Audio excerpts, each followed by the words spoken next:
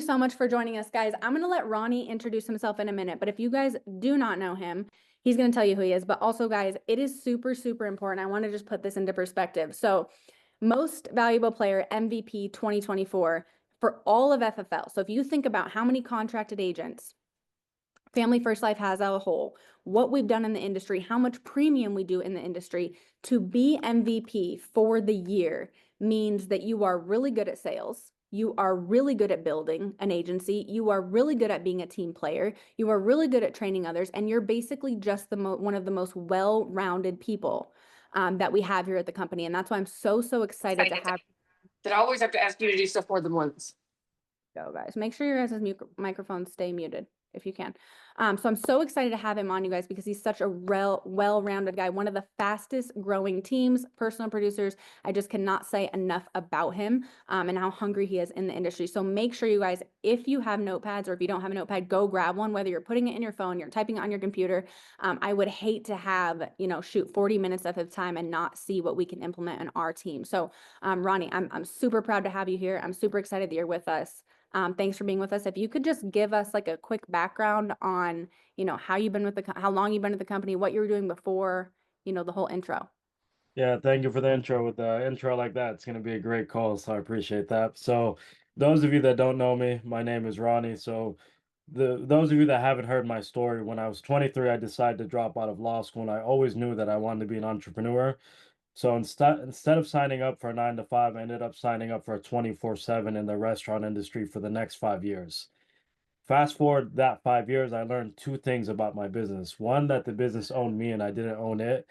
And number two is that I wasn't even in control of my income, the economy was. So when COVID came through, there was that last year of COVID that we went 9 months without income. Those of you that have a family know how brutal it is to go 9 months without income. And that's where I start opening up to the idea of getting into something different that's going to allow me to control my time and my income. And that's when I had ran into the financial services industry. And I always share this story about how I was out to eat with my family one day and I put my head down. I'm like, God, if you're still listening, give me a sign.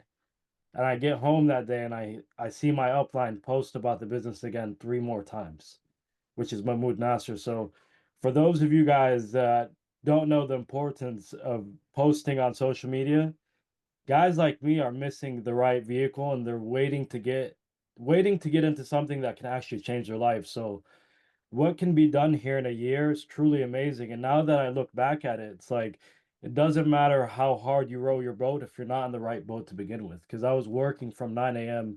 to 11 p.m., leaving the house when my kids were waking up, coming home when they were asleep. So like it just shows you like with being in the right vehicle, like the sky is the limit. And all praise to the Most High for what we were able to accomplish last year. Went full time after going to my first convention. Started that year at $88,000 a month in team production. Just kind of like part time. Really, my mentor Zach always says like my part time was more than most people's full time. He always makes that joke. But we started the year at 88,000, and then I went to my first convention, and then I just got home and like something clicked. I was like, this is it. This is what I've been waiting for. And then fast forward 12 months, we were able to finish that year at 1.4 million in industry record time, which is just one heck of a ride. Grateful to be here.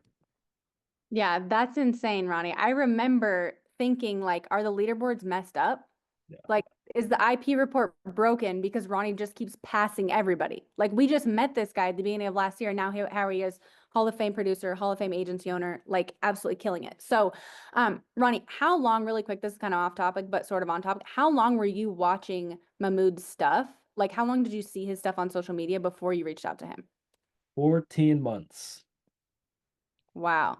That's the power of consistency. So like whenever you guys were talking about like posting on social media, that's why like you guys may miss out. Like I'll share this with you guys. Zach Twardowski said on our call the other day, like it took Mahmoud Nasser 18 months to get recruited by Wiley Hawkins. It took me 14 months to get recruited by Mahmoud Nasser. Like by not posting consistently, you guys are missing out on the next big thing. And it all comes down to that one word, consistency. Yeah. When you first saw his post, did you think that anything was weird about the opportunity? Did you think it was too good to be true? Like, did you have any negative ideas about it?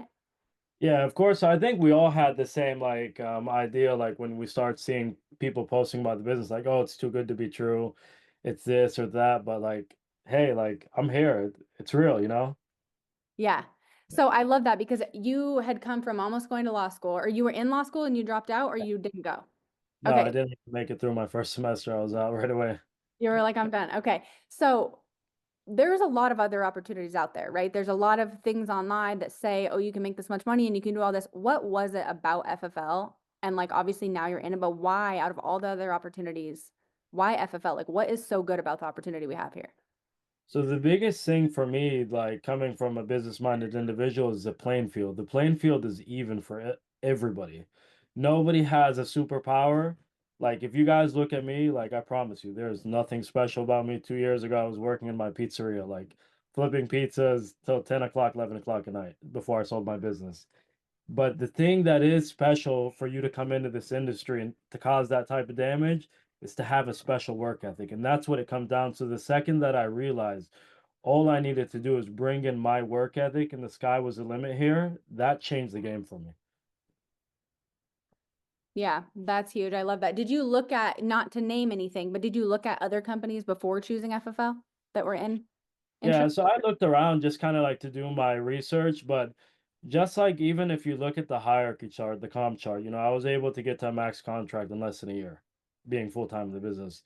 And that just shows you like other businesses don't put the agent's interest in their best interest. And that's what it came down to me. So when I was looking at elsewhere, like you see all these companies that max out the producer at 65, 70%. That's built in the company's interests, and Sean always says it, that this company was built by the agent for the agent, and that's what stood out to me. Yeah, I think that's huge. I love that. Okay, so you went full-time right away, or you talked about being part-time. How long were you part-time before you transitioned to full-time? And can you give any advice to people that are trying to do that right now, right? They have other jobs. They're like, I don't know, I have a family, I don't want to jump full in. Yeah. So when I came into the industry in 2023, I was part-time for about 7 months before 2024 rolled up and I went full-time. But the biggest thing I would say, and if I could go back, that was my biggest regret being part-time that long, is if you don't put the schedule and the time towards this to see the results that you can get, like you need to set a whole month and say like, hey, like this is how I work with agents that come in part-time now to convert them full-time. Like if you're working 6 days a week, 4 of those days you get off at 2 p.m., like take that Monday off. Those other days work, whatever, 3, 4 hours you can that day. And then the first 4 or 5 Saturdays that you start in the business, they should be all day. Because you need to give your time to see results. And that's what it was for me. I needed to see it to believe it. So that's what it came down to is I ended up taking that month or two, stepping away and giving it full time work ethic so I could see those results. And that's all I need to see. But unfortunately, most people they can't give that month of time to it to where they can see those results. Yeah. And Ronnie, you didn't have like sales experience per se before you got into this. Nothing, no telesales, no sales in general, nothing. Nothing in insurance either. No. Okay. So you know this as well as I do working with a lot of new agents is a lot of people get this like paralysis by analysis, right? They come Mhm. in and they're like, I want to know every single product, benefit, what's going to happen on Tuesday at 7, whatever it is. And a lot of times that like freaks them out from actually getting started. So when you came in, you obviously started crushing it. How did you get over the idea of like, I may not know everything? And what did you do? It's just a numbers game at the end of the day. You don't need to know everything. And the way you get better is by always being open and knowing that you can learn more. So like in my free time, whether it's in the morning or night, I was listening to podcasts, just continuously getting better, calling my mentors, seeing where I could implement, but I knew I didn't need to know everything to get started. Over time you will learn. As soon as you get this objection 2, 3 times, you might not know how to handle it at the first time, but you hear it 2 or 3 times and now you learn it. And that's what it comes down to. Really, this business is all repetition and just consistency. You don't know how to know everything. And honestly, truly to this day, I don't feel like I know everything. I was on a call with Zach for 30 minutes earlier trying to figure something out. You don't need to know everything to start to be great, but you have to be great to start. Yeah, I think that's huge. And that's so true. Like once you get into it, it's like something changes, right? The carriers change something, there's a new product. People are like, Marissa, what's that? I'm like, I don't know. They're like, haven't you worked here for 4 years? I'm like, yeah, but it's different, right? Like I don't spend every second trying to learn every little thing because as long as I can point you to where to find the answers, like that's all you can do, right? But I love that so much because guys, don't don't let that stop you from getting on the phone. Like the only way to really get better is to go through those things, right? Like the only way to get better at objections is to have a bunch of objections. Like you're not going to get objections just by role playing, role playing, role playing. Eventually, like you role played too much, just call a client, right? And see what happens.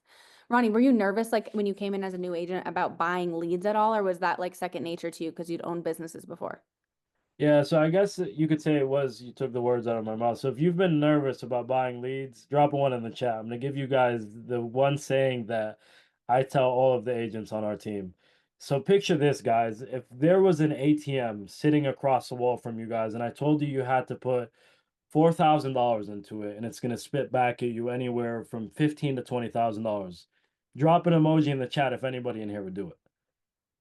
Almost everybody, I'm assuming, would do that, and that's what it comes down to. Your leads is your business, you know? If you don't have anybody, if you're not selling anybody, it's because you don't have anybody to talk to. And the second that I knew that I could put $8,000 a month into this ATM and it's gonna spit back at me, you know, I was always writing 40, 50K a month, and it's gonna spit back at me 30K a month. Like I'll double, you know, just keep giving me that return.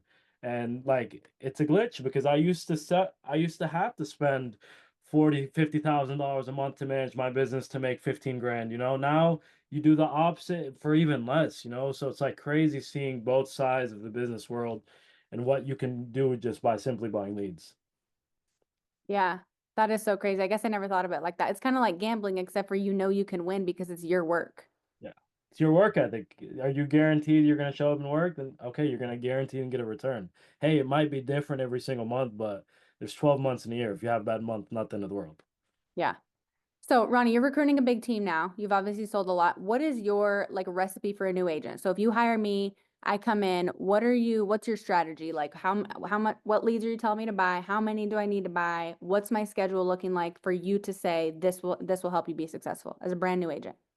Yeah, so the biggest thing is that I see is people overcomplicate the business and it's a very simple business. So like the way we train new agents is super simple and that's really the trick and what it really comes down to for us is we really keep the business simple. Like if I was sitting down with you for the first time and it's the little things that everybody leaves out and they're wondering why they're working with the wrong individuals. So like before we even go over the script, like I'm going over the expectations with you. Like, hey, we're gonna be on Zoom, whether we're in the office or on Zoom. But if we're on Zoom, the camera's gonna be on. You're gonna be unmuted. If we can't hear you, we can't see you. We really can't help you.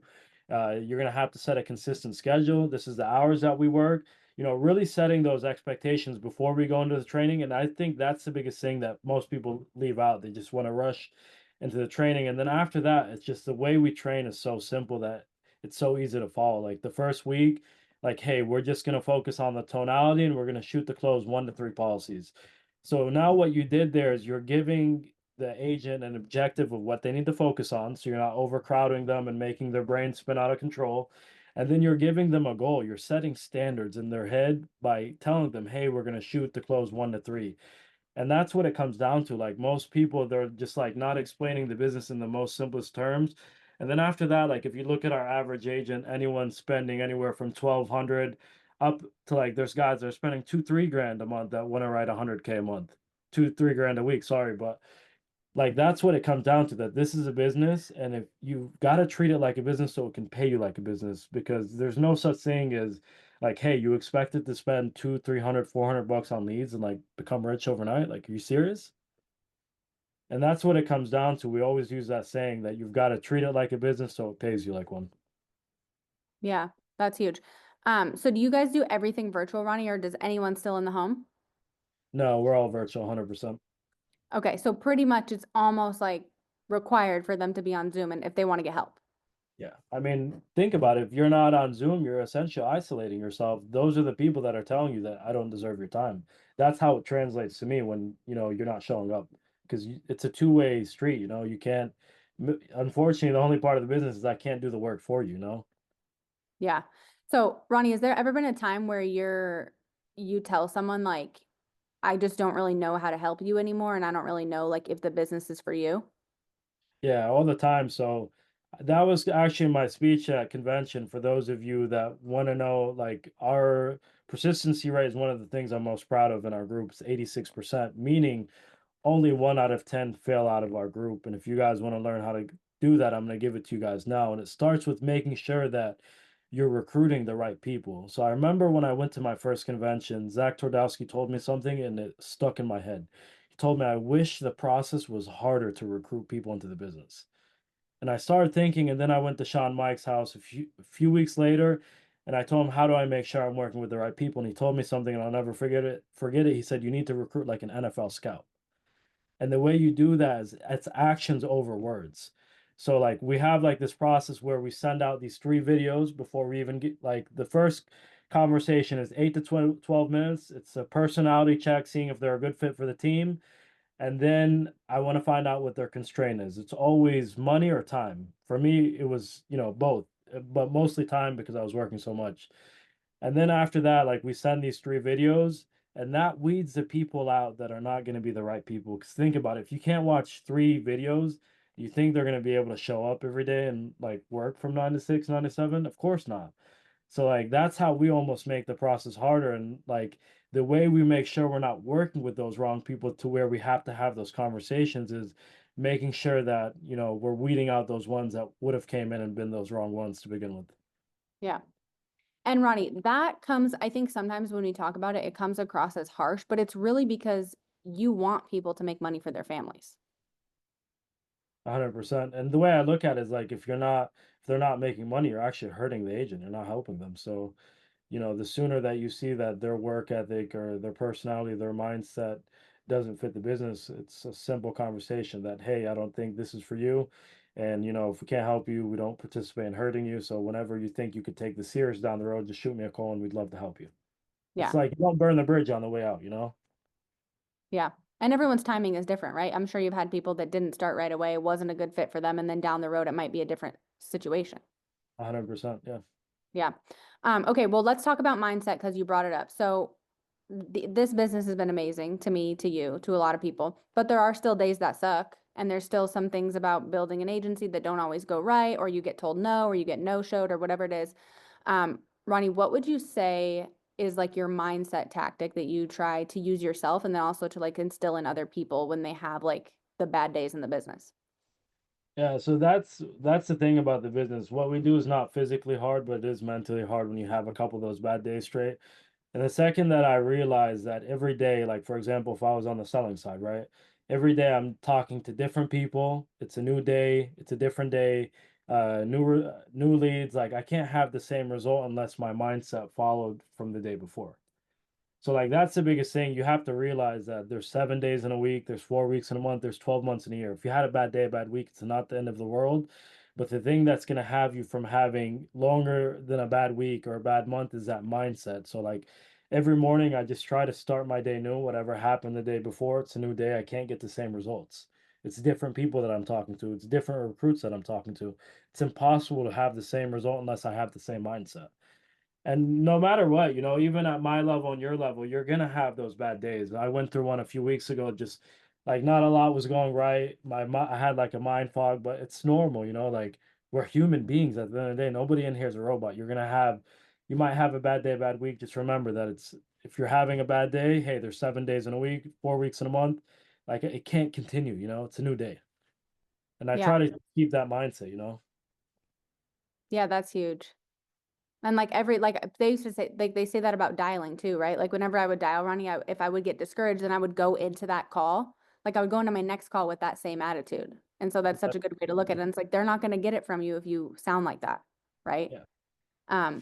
Which is crazy. All right. So a lot of people want to sell at a really high level. Now you hit Hall of Fame last year personally, right? Yeah. And then agency as well, or you had to have been really close. Really close. Yeah. We finished the year at 8. Okay, really close. And then this year you'll blow it out of the water, obviously. So that is, I feel like the $1 million question that people ask a lot is how did you balance, or how do they balance selling at a high level, becoming a Hall of Fame producer while also recruiting a huge agency? Like, what does that look like? So I remember there was this month in March where I took 16 people direct and I was freaking out. It was right when I got the ball rolling last year. I took 16 people direct that month and I was freaking out how I was going to still produce at a high level or a semi decent level. And my mentor told me something and he said, you need to be intentional with your time. And I started really breaking down my time and what I was doing throughout the day. And it's like, hey, like if you're training agents, like plug them into a morning training. Like there's so many trainings that are out throughout the company. Like if you're training them, just plug them into a training in the morning, or you train them before 9 a.m. Or if you need to, like little questions, like I have an agent that might have struggled that first, second week, whatever it is, and he needs a one-on-one. I'll do that after 7 o'clock. I'm not gonna just get on in the middle of the day and kill my hours that I could be dialing. And that's the biggest thing. Most people, they're not intentional with the time because they're not balancing it out correctly. So what it came down to me was either if it's not a money-making activity, I'm either doing it before 9 a.m. or doing it after 7 p.m. Eastern. And that's the biggest thing. And then other than that, it's just like having a running mate. So if somebody in here has a good connection with somebody else that's in the agency, cover each other's back while you guys are on Zoom. If somebody's in a presentation and you can't get to them, have somebody cover your back. And doing that will allow you to get a lot further ahead by not being the only one that's getting called on the Zoom 24/7. And that month in March, when I thought my numbers were going to get hit, that actually happened to be my biggest month of my existence in the company. I finished at $81,000 that month and issued paid on my pen. The same month that I thought my numbers were going to get flooded, but it comes down to just really being intentional with your time. Yeah, that's huge. And speaking of that, Ronnie, I remember seeing you on stage when you got your MVP award. Was that was your son up there with you? Yeah, that was my oldest. Yep. Okay, your oldest son. And I think a lot of people, which I don't have kids, so I can't speak to this, but you can. Same with like being intentional with time. How do you balance like the family and working so hard? Because I think a lot of people confuse that and they're like, I can't work that hard, or I can't come to Zoom, or I can't do this because I have kids. How did you grow so big and be able to still be there for your family? Yeah, so I remember that was one of my main concerns last year at the speed that I was going is there had to be some sacrifice. And one of them was my family. And I remember asking a question to Stephen E, and he gave me this response, and it was like it was what I needed to hear. I asked him, "How do you balance family and work?" And he asked me, "How old is your oldest kid?" I told him 6 years old. He said, "Do you remember anything from when you were before 6 years old?" I said, "No, not really." He said, "But you probably would have remembered if you guys were struggling and you were 15 or 20, right?" And that's what it comes down to is making that sacrifice now, especially for those of you that have kids that are early and you might feel guilty that you're not spending that time at home so you can give them what they deserve, down the road. And that's what it came down to for me. And it was like, hey, it's just setting standards in the household. When you're working, like everybody knows in my house that I'm working till a minimum of 6:30. Like that's a standard in my household. And if you're married and you have kids, like that needs to be communicated so everybody's on the same page. Like Monday is the day that I like to work a little bit later than that because it sets the tone in my household that week. Like dad's working, nobody's bothering him. So like the biggest thing that it comes down to is one is setting the standard for your schedule and being on the same page and alignment to communication so you can put in those hours to get those results because at the end of the day there's excuses that you can make or you can make it happen. That's what it comes down to. Wow, that's huge. Um, Ronnie, you obviously recruit. Can you Mhm. talk to us about your strategy? So like, one, why was that so important? Because you could have just come in here and been a personal producer and made a very good living, 4, 5, 600 grand a year, million. We have some people do over a million, which is crazy. So why was it so important for you? And then, like, where do you find your recruits? What's kind of your strategy? So honestly, when I start seeing the money that you can make, like I remember one of my first recruits, we call him King Mo. He's a 19-year-old that issue paid like 50K and made like 32,000 that month. And I was like, holy cow, like if that 19-year-old kid that's barely mature can do that, like imagine what else people have in their hands, it's crazy. I would honestly say that we're sitting on a gold mine. And it almost felt like it was selfish to not recruit because how much there was out there for everybody to eat. In most businesses, you can't do that, because you can't take everybody to the next level. But in this business, you can. So I always say that it's a right opportunity for the right people. So the way that you can recruit is just like everyone always overcomplicates it. So number one is the posting on social media. That's how I was found. I was found through a story on social media. I clicked on a story and I inquired about the business. I didn't fill out no LinkedIn ad. I didn't fill out a ZipRecruiter ad. I wasn't on Google or anything crazy like that. It's simple. You need to continuously post on social media. And the way that you guys can do is by posting anywhere from 3 to 5 posts on your all's page every single day And then after that, like you need to have a heavy presence on your story. And I always shoot to post like 8 to 12 stories on my story every single day. And 8 of them are from others and 4 of them are from me usually. And what that does is it instantly builds third party credibility because everyone wants to know, is he the only one doing it or is everybody else doing it as well? And other than that, it's like you could send out recruiting DMs. Like Instagram is the gold mine of the century just because of how easy it is to find people on there. And now that I look at it, like I can go through my agent portal that's in my bio. That's another good one that you guys, I would challenge all of you guys to do is put your agent portal as a link in your bio. Like I get 3 or 4 of those inquiries every single day. It's just simple stuff, like just being consistent. It's the name of the game. Whether you're selling or building, you need to be consistent in both markets. Yeah. And Ronnie, at what point did you get staff? So that was my biggest regret of 2024. So if I popped up my team's numbers, we were stuck between 300 and 400K for 4 entire months. Now, what changed in July when we went from 400 to 700K? I stopped doing all of the work myself. And that's the thing, like this is a business, guys. Like you have to scale it and you have to have staff. Because I'll tell you what I went through that 3 months of being miserable, falling asleep at 1, 2, 3 o'clock on my laptop on the couch almost every single night. Is I didn't have staff. I thought I could do everything on my own. And the biggest problem was that I didn't think that I was big enough to hire staff. Now, if you look at all of the guys that are scaling on my team, as soon as I see their team numbers around 100, 150K, I'm like, hey, if you want to get to what I did and double the speed, you need staff, and this is what they should be doing. Now, if you look at it, this time last year I had no staff. Fast forward a year now, I have 6 people on staff. And the more staff that I hired, the more my team grew, and that's what it came down to.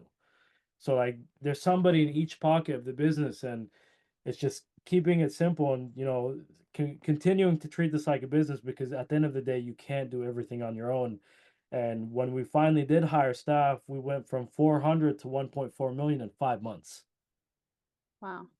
We did that by hiring staff and not thinking I had to do everything on my own. But we were stuck. We hit like a ceiling because you can't get to the next level by yourself.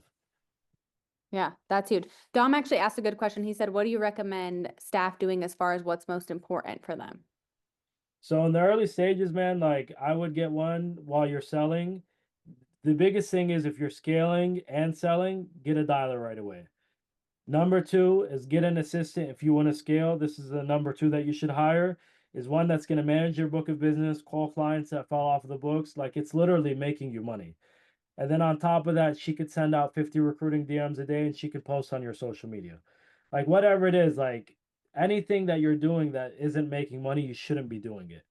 And now that's what it comes down to me for me. Is unless it's a money making activity, I don't do it. There's a lot of stuff that I used to like to do, cutting my grass, washing my car, that I don't do anymore because it really doesn't make sense for me to do it. Because I could be on a recruiting call, I could be closing a policy, I could be giving that time to my family.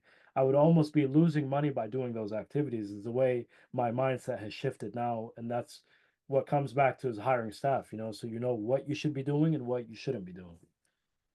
Yeah. And Ronnie, too, it's crazy how much it switches your mindset. Like when I first got staff, I feel like I kind of you have to step it up because now I'm like, I'm not only responsible for my bills, but I'm also responsible for their bills. And it's like, if I can't pay them on Friday, that's a big deal. Like I can't do that to their family. So another thing too, it also holds you like so accountable to your business when you have other people relying on you. Yeah, 100%. And like it's like fun, like having somebody that you can depend on to have your back whenever you're having a busy day to fill something that you were supposed to do. It's like knowing somebody's always behind you to catch you if something slips up in the day. Yeah, that's crazy. Do you feel like there's been like a biggest challenge that you've faced over the last year that you've like feel like you've overcome that maybe you can save some of us from making or some of these guys? Yeah, I think the biggest thing is like developing as a person when it comes to leading. Like I used to have a really big communication issue. Any conversation with me would turn off to like a fight usually within 5 minutes when I was communicating. But like that, my personality was like that. I'm a straight shooter. Like I don't like the way I could communicate to Dom might be different the way than I can communicate to AJ. So like as you guys continue to grow in the business, you're gonna deal with different personalities in the business, but that's normal. It's a part of the game.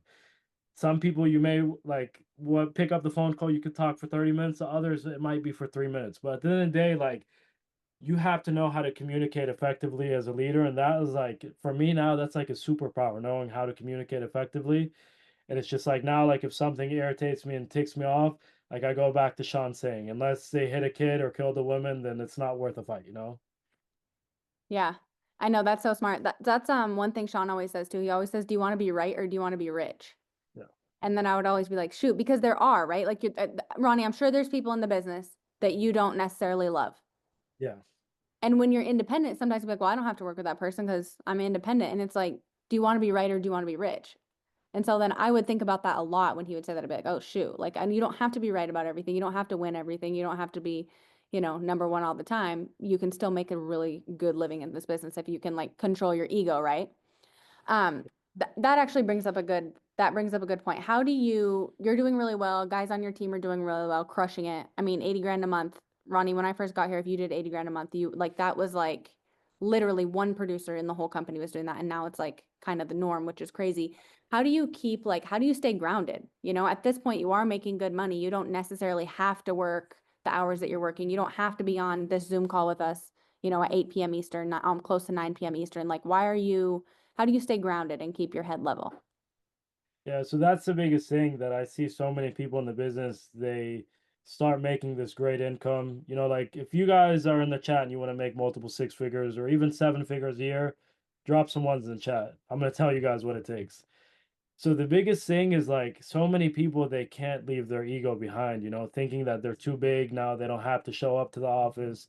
They don't have to get on Zoom, they don't have to answer calls, or they don't have to have a set schedule. And here's the reality of it. Like I treat this like a corporate job. Like I'm clocked in every day from 9 to 6:30. Usually my day starts at 6 and then, I'm on the computer for a little bit before I go to the gym for an hour, just catching up, always being prepared. But really what I learned that is it comes back to the ego of people thinking that they're too good or they shouldn't be doing this anymore. And like if you go to my team page, you wouldn't even know that I'm the owner of that agency. And that's how I operate. It's like if anybody watches baseball in here, it's like the Yankees. We play for the name that's on the front, not the one that's on the back. So like we all have that same personality where like any of the leaders of my team don't have an ego. And if you can leave your ego at the door, like you can get to the next level quick. But if you can't, unfortunately, you won't be a multiple six-figure earner for too long, and you'll never get to that seven-figure level because if you do have that ego and you think that you shouldn't be doing this is that, like it won't last for a long time. Yeah, that's huge and it's so true. Okay, Ronnie, even when we have calls like this and I feel like we have convention and like everyone tries to do a good job of like, I'm not special, like anyone can do it, da da da da. You've obviously had a lot of success. You didn't come from a background of doing this. I mean, truly, honestly, you can be honest on this call. Do you think that like do you think you did anything special or do you think anyone can implement the things that you're talking about and do what you're doing? Yeah, so like I said, I didn't have any background in insurance, any background in sales, but if you want to know two things about me that will stand out, and you can ask any of my mentors, is number one, I have a bulletproof work ethic, and number two is I'm one of the most coachable people that you'll ever meet. I don't think that I'm the best or I know it all. Like, if you ask me to rate myself on business knowledge, I would probably say like 5 or 6 out of 10 because I know there's so much more that I can learn, and I keep that same mindset that I'm continuously learning, continuously, asking people for help that are at levels that I want to get to, and just being coachable in general. And that's how you can get to that level. It's just by having a good work ethic and getting around the right people and asking the right questions so you can get that right information. Yeah, I love that. That's huge. Ronnie, this has been incredible. I genuinely can't thank you enough for taking the time to be on with us. I'm gonna kind of shut up. Is there anything that you might want to leave us with? Any like final piece of advice? Anything that you think is like the secret sauce to these guys that they can go out and implement tomorrow and do what they need to do?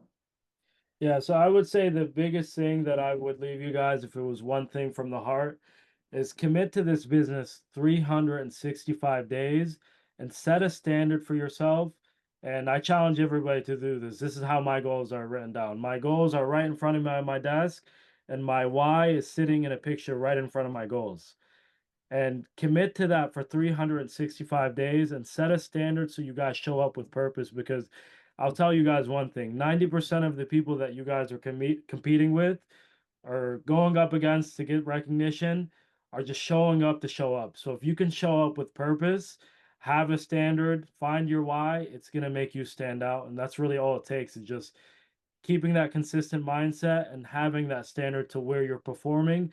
And there's targets of where you're shooting for every quarter, every single year, you know? So what's going to separate the best from the rest? Yeah. Ronnie, you were the one that, did you make the deal with Jay Masca? Yeah. Okay, well, just so you know, we love everybody, but you're on our team call and we love you and we're on your side, so we'll be rooting for you to kick his butt. I think we'll be good, because if you think about it, it took us 11 months to go from 0 to 1 million, and then it took us 3.5 months to go from 1 to 2. So what's coming in the next couple quarters of this year is scary. So I'm glad that he's a little bit ahead right now, because he's going to need it. Yeah, well, I love it. And honestly, the competition, you guys, is so fun too. So it's all out of love. And I used to do that a ton too. Like I would pick people on the leaderboard and be like, next month, next month. So that's another piece of advice, guys. If you don't have, I know Ronnie's been doing that since day one of like, I'm passing this person, I'm passing that person. It's all out of love. But if you guys don't have that, go find someone on the leaderboard and think, next month, I want to be where that person is, and I'll do anything that I can to get it. So Ronnie, thank you so much for joining us. I know you have a family to get to. I know you have a team, but we are so honored and we couldn't be more excited to have you. So thank you again so much. Appreciate you all having me on. Everybody have a good evening. All right, guys.